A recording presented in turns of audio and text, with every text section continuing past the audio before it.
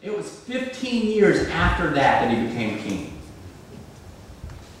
Now, I want you to think about this. And his brother still didn't show him any respect. Can you imagine a prophet coming before you from God and saying, you're the next king, and then no one still gives you any respect? In fact, it's another 15 years at least before you even become king. Can you imagine the waiting period? I mean, people win the lottery today, and they say half of them spend their money before they actually get the check. We're impatient, aren't we? And can you imagine being told that you're going to be the next king, and yet your brothers still don't care about you? In fact, you annoy the heck out of them. And yet you're having to wait, and you're having to be patient. Can you imagine? You're following me, right? Wow. He endured the ridicule of his brothers. He needed incredible patience.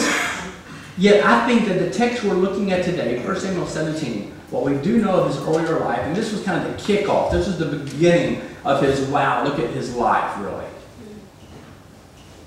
I think it tells us more and more about how David was aware of and sensitive to God.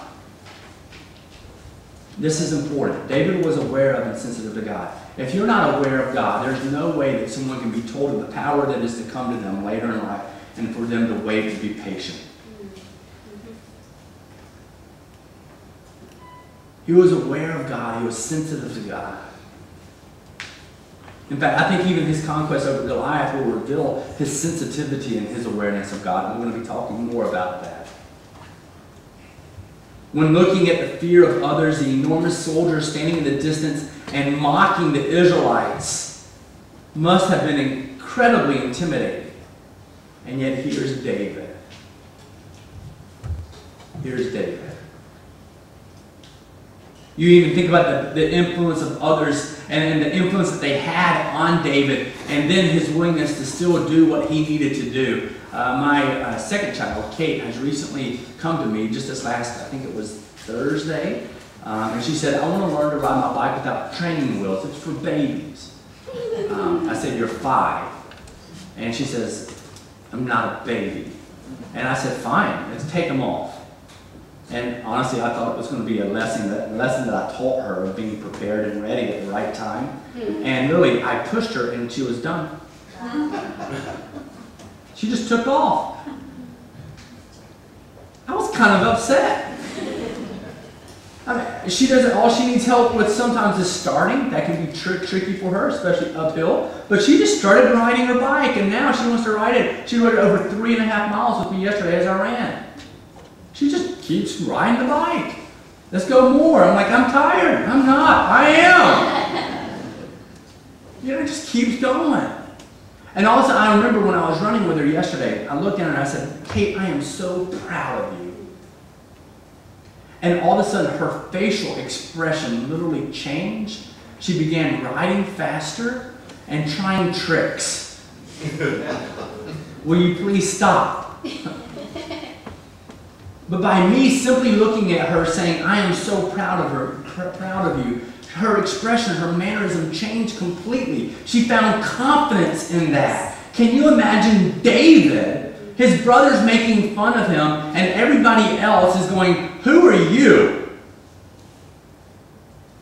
We find it hard and we find it difficult to listen to God, to be obedient to God, to find the strength to be obedient to God, even when we have our brothers and sisters going, let's go. And yet here's David being belittled by everyone around him, and yet he still has the strength to say, I will be obedient to God on high. Amen.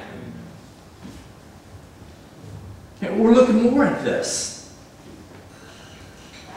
1 Samuel 17, as it continues on, as we look at this passage, it tells us in verse 11 that Saul, the king, and all the others were terrified. On hearing this, the Philistines' words, Saul and all the Israelites were dismayed and terrified. That continues on this passage. Who David was, the son of Jesse, and that he had 3 of his older sons there in the battle and in the midst of the Israelites. It tells us that David was the youngest, though the 3 oldest followed Saul. But David went back and forth from Saul to tend his father's sheep at Bethlehem. For 40 days the Philistine came forward every morning and evening and took his stand. And then this is verse 17. Now Jesse said to his son David, take this ephah of roasted grain and these 10 loaves of bread for your brothers and hurry to the camps. Take along these 10 cheeses to the commander of their unit. See how your brothers are and bring back some assurance from them. They are with Saul and all the men of Israel. You think about what's unfolding here. In fact, David is being used as the youngest once again. Who is he? He's the gopher. I need you to go check on them and then you come back. Remember, there's this enormous valley in between the two armies. And so he would go and check on his brothers, bring word back to his father. He's requesting the word of their safety now. In fact, he's even sending food to them. And you think, wow, this is a way to have battle. I didn't know we did it like this. And yet here he comes, and he's going back and forth, back and forth. And one of the things that's absolutely amazing to me is that it tells us in verse 20 and 21 the response of David as he reached the army. He says, early in the morning David left the flock with the shepherd, loaded up and set out as Jesse had directed him. That's his father once again. He reached the camp as the army was going out to its battle position, shouting the cry. Israel and the Philistines were drawing up their lines facing each other. David left his things with the keeper of supplies, ran to the battle lines, and greeted his brothers. You're going, wait, he ran to the battle lines. It was normal. What they would do is every morning, every evening, everybody would get up, and they would get their battle gear on, and they'd go face each other. And if nobody wanted to go face this Philistine, they would then go back after time. They'd wait till the next morning, they would do it again. Wow. And so here's David. He runs out to him and he says, hey, how you doing? He greets him. How are you? What's going on today? Because it was the same thing over and over. There was such repetition to it. And so here he comes and he runs out to him. Now, you have to think that if you have these two vast armies that are coming together, and here comes this guy over 9 feet tall, 125 pounds of armor coming out to stand before you.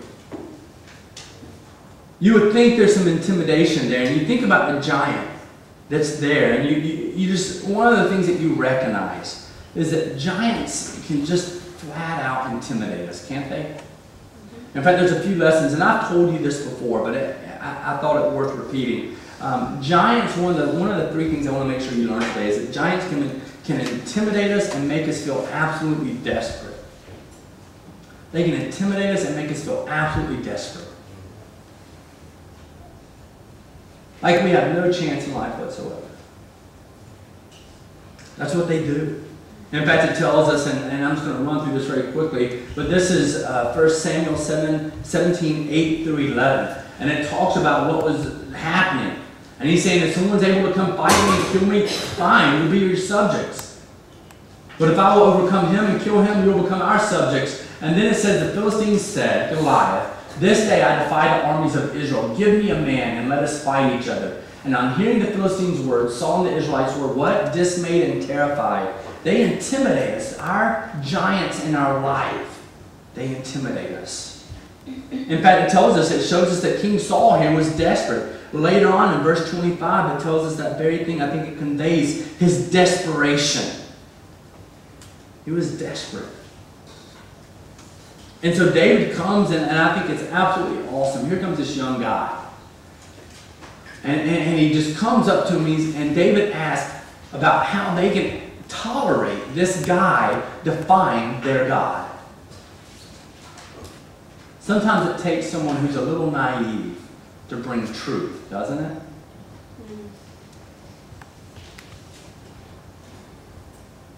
How can you allow them to defy your God? They're all shaking and terrified and dismayed and wondering what to do, hoping that one day the guy doesn't charge.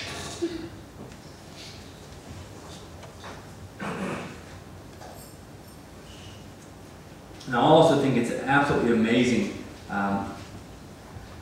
to try to understand why David wasn't a little more scared himself. I think it's because David had been facing giants his whole life. And you're going, really, how many people are over 9 feet tall? What I'm talking about is not just the lions and the bears as he tended the sheep. I'm not even talking necessarily about that. Then if you were the youngest of 8 sons, you were nothing. It's just what it is. Isn't it amazing how God uses those who think that they can do absolutely nothing to do amazing things? Think about Gideon. Gideon was the least of the tribes, and the tribe that he was a part of was the least of the tribes of all of Israel. So he was the least of the least of the least. And yet God chose him, and he said, hey, I want you to help free the people of Israel, to lead them. And he says, no way, I can't do that. I'm the least of the least of the least. And he goes, well, I'll give you an army. So he gave him an army. And then he said, but you have way too many people. I'll give you 300 people, and you can conquer everybody. Really? Isn't it amazing how God often uses those that we think are unusable to do absolutely wonderful things? And often we walk through life going, how can God possibly use me? I just want to wake up every day, make enough money to live, and to be able to provide for my family and go to sleep. No, you want to wake up every day and serve the greatness of God. And so we look at David. I mean, you've got to look at David's brothers even in this situation. His 3 older brothers come up, and they're looking and they're thinking about David, and here he comes, and he asks such a question as, how can you let this guy defy your God? I know that I only have one older brother. If I would have been walking up to the varsity football team, which was his turf when he was a senior, okay? He was the captain, amazing guy, and just an incredible athlete. If I would have walked up to his team and said, hey, how come you guys lost? I wouldn't be here today. Right?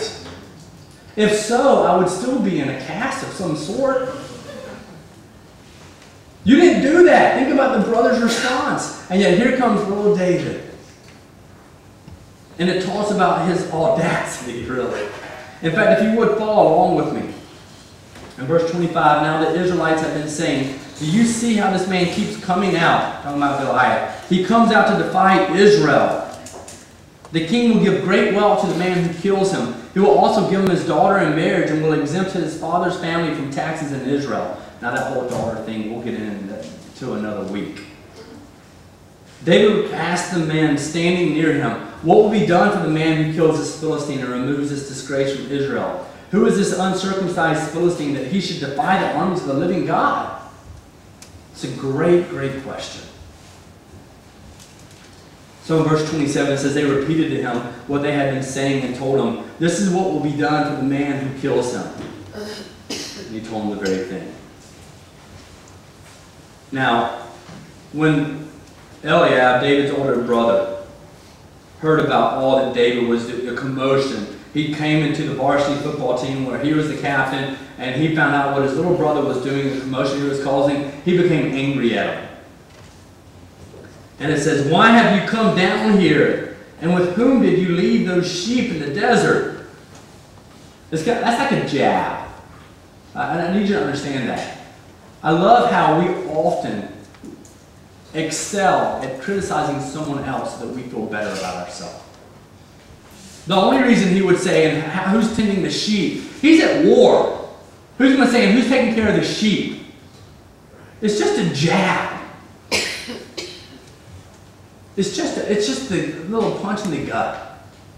Who's taking care of the sheep? I know how conceited you are and how wicked your heart is. You came down here only to watch the battle. Now, what have I done, said David. Can't I even speak? He then turned away to someone else and brought up the same matter, and the men answered him as before. What David said was overheard and reported to Saul, and Saul sent for him. It was reported to the king, hey, here's this young guy who's asking some crazy questions, and he keeps asking them over and over. It's twice now that things have been repeated to him. I think if it was asked once, people would have been like, okay, fine, whatever. Maybe his brother gets upset. But then he brings it up again. And so other people hear about it, and then he brings it up again. And at some point, it even irritates the other people around him because they're going, does he think he can do better? Saul sent for him. In verse 32, David said to Saul, let no one lose heart on account of this Philistine. Your servant will go and fight him. Now, there's only one way that could have been taken. What is it? Arrogance.